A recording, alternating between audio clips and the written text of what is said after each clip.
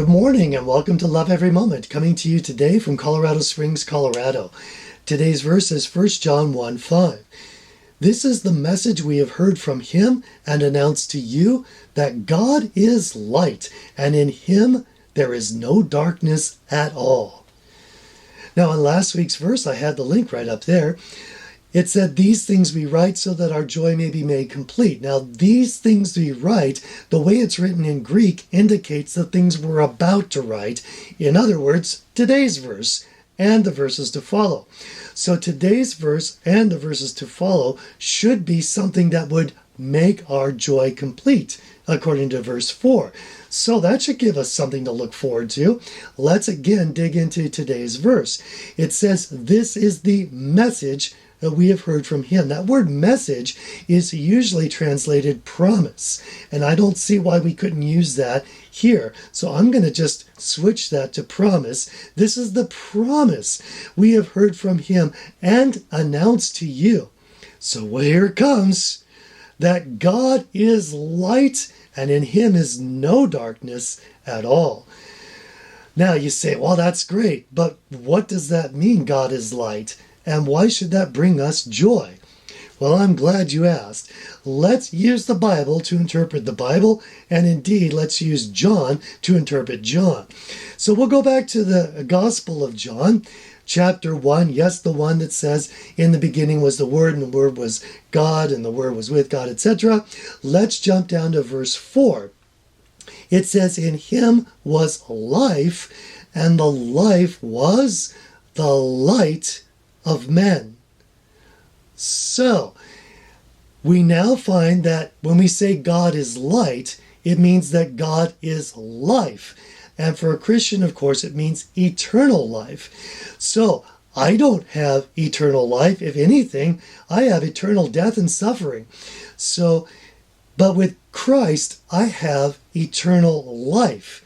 And that is his light. And there's no darkness at all. So for me, because I'm a Christian, because I have given my life to him, he has given me eternal life. And that's the light that he has for me. That alone should give me plenty of joy. Okay? But wait, it gets better. Let's go to a verse that we did a long time ago. And I had the link up here. It's Matthew 5:14. And the following two verses. You are the light of the world.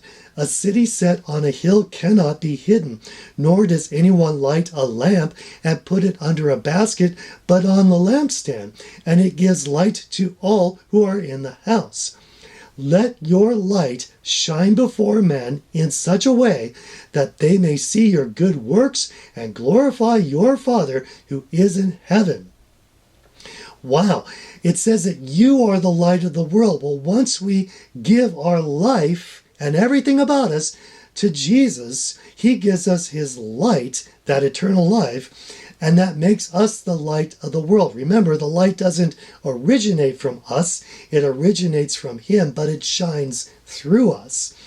And so, it says in verse 16, let your light shine before men, so that they may see your good works and glorify God.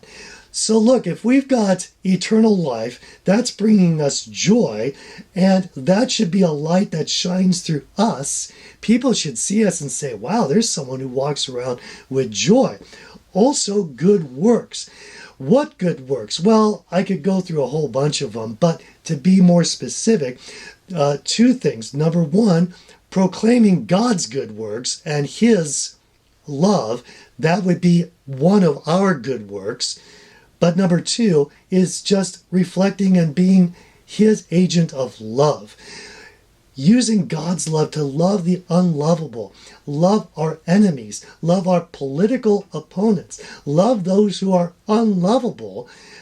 And with that kind of incredible godly love, it should gobsmack them. And you know what?